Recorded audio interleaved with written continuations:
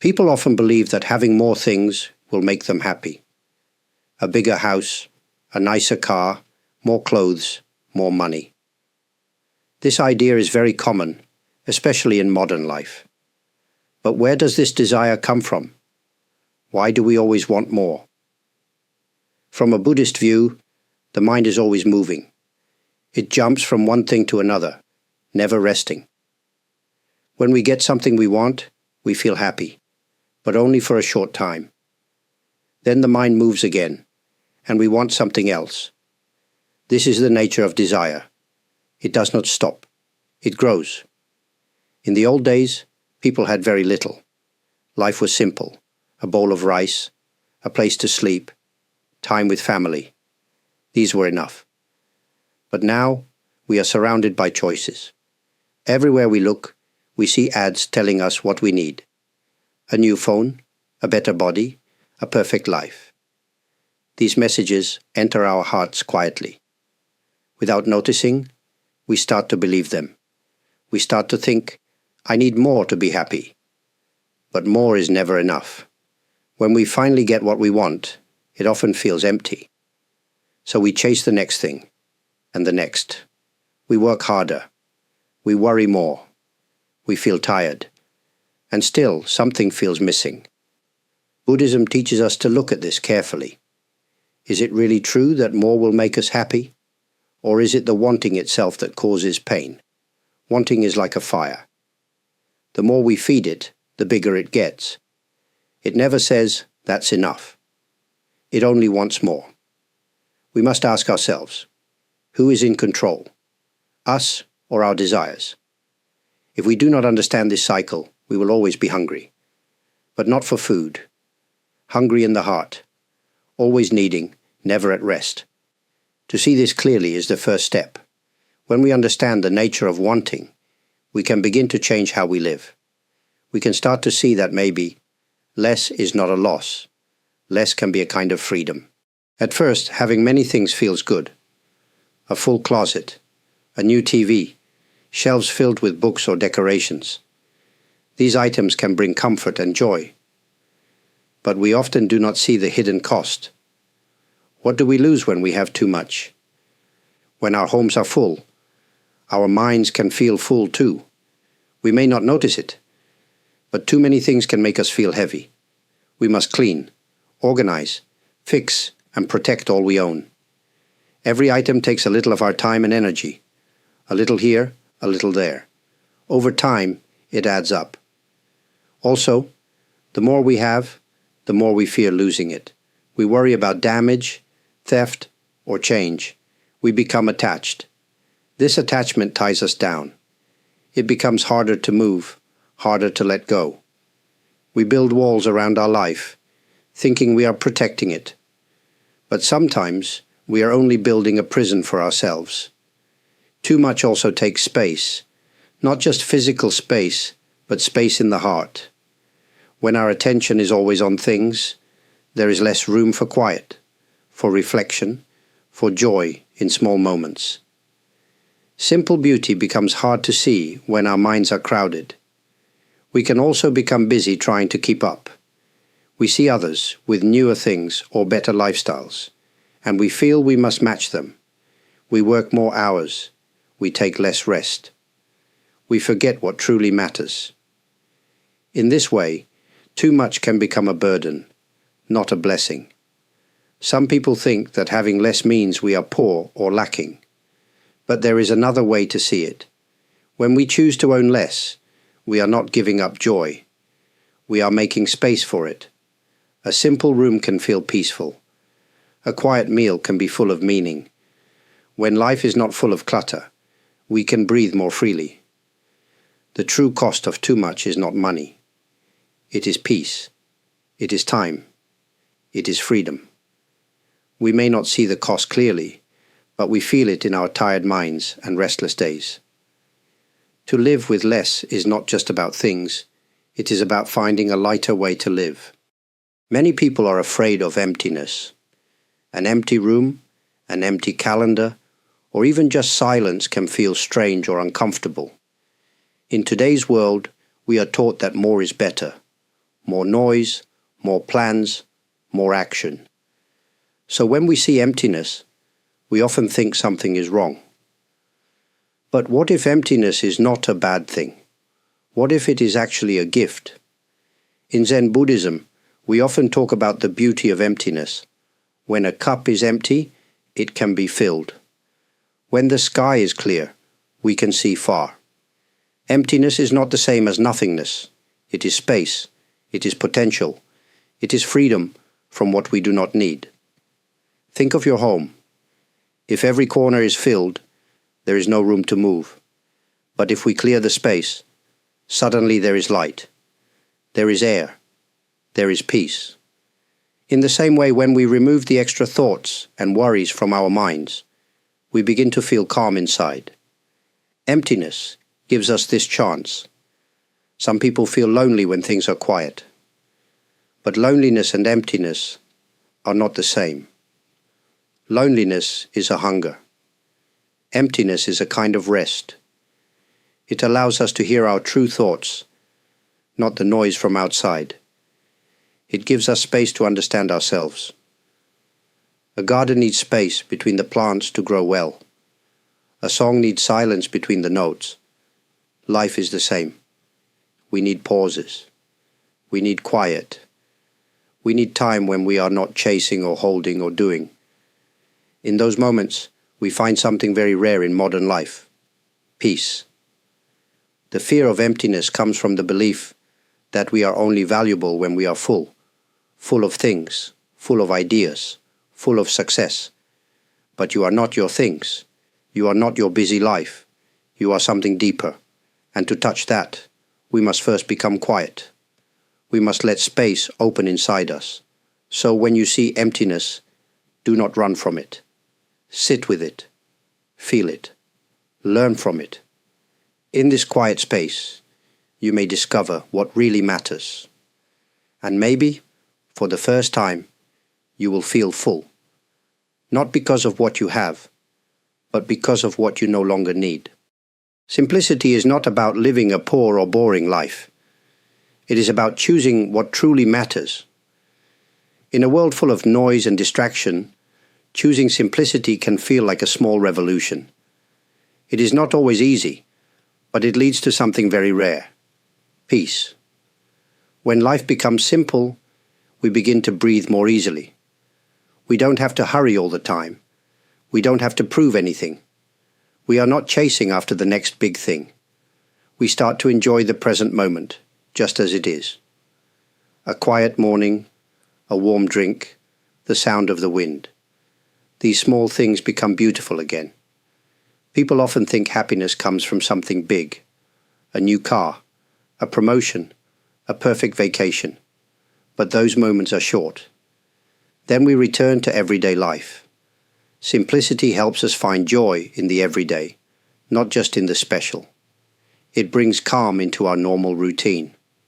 In simple living, we begin to see what we really need: a few good friends, honest work, a safe place to rest.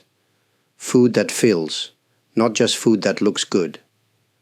When we focus on what is truly important, we realize we already have so much.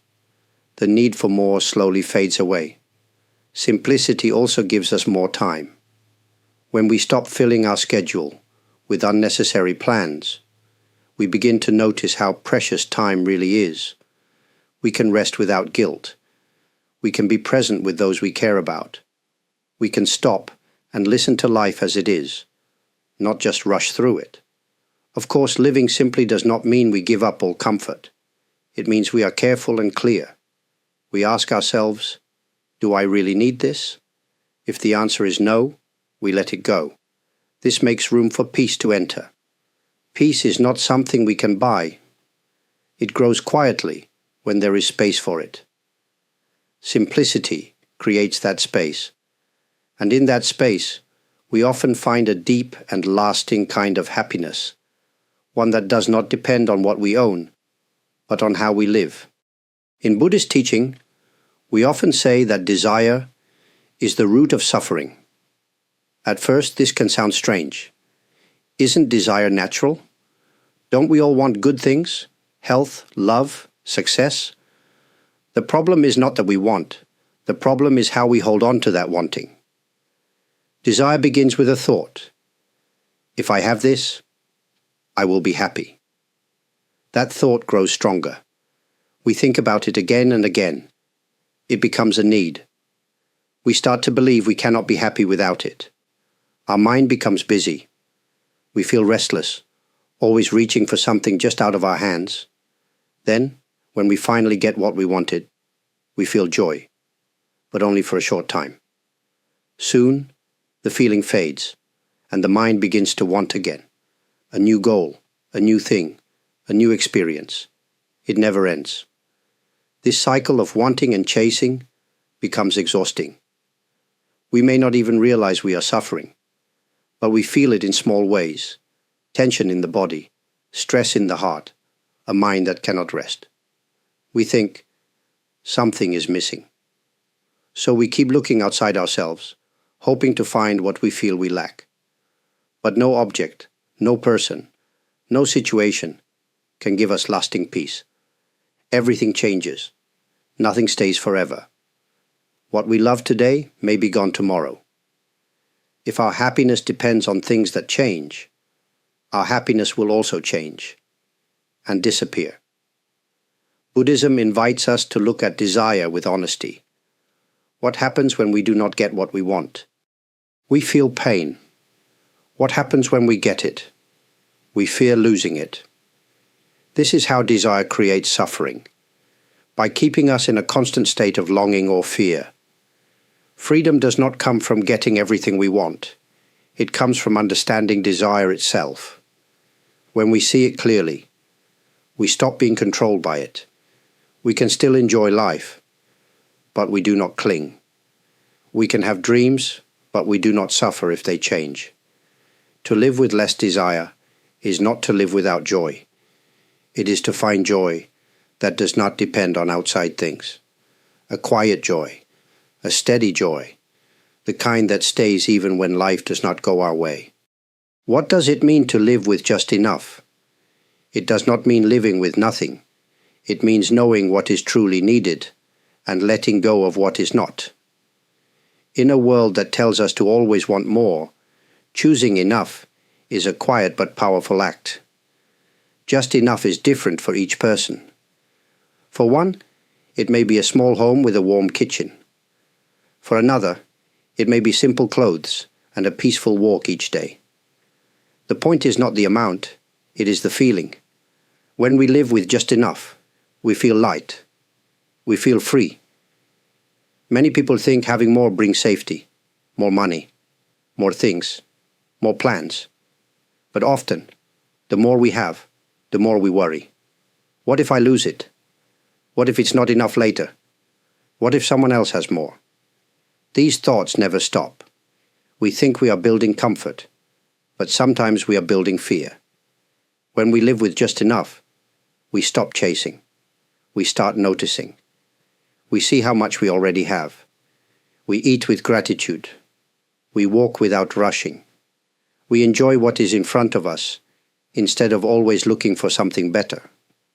This way of living also helps others. When we take only what we need, we leave more for those who have less. We create a kinder world, not by talking, but by how we live. Simple choices, like buying less, wasting less, needing less, can be acts of compassion. Living with just enough also brings clarity. We stop asking, what else do I want? And start asking, what really matters? We find time for rest, time for people, time for life. Of course, there will be days when we feel desire again. That is natural. But when we live with awareness, we can pause. We can ask ourselves, is this enough? If the answer is yes, we can smile. Not because we gave something up, but because we chose peace over pressure. Enough is not a small word. It is a deep teaching. It reminds us that joy does not come from more. It comes from balance, from honesty, from knowing that this moment right now can be full, even when it is simple. Many people believe freedom means doing whatever you want. whenever you want. No rules, no limits. But in the Buddhist view, real freedom is something deeper. It is not about having more choices. It is about being free from the things that control us, especially our own desires and fears. If we are always chasing something, money, approval, comfort, are we truly free? Or are we being pulled around by invisible strings? If we cannot rest without checking our phone, or feel upset when we don't get what we want, then we are not in control. Our habits and wants are in control. True freedom means we are not trapped by the need for more. It means we can enjoy something, but also let it go. We can succeed, but we do not fear failure.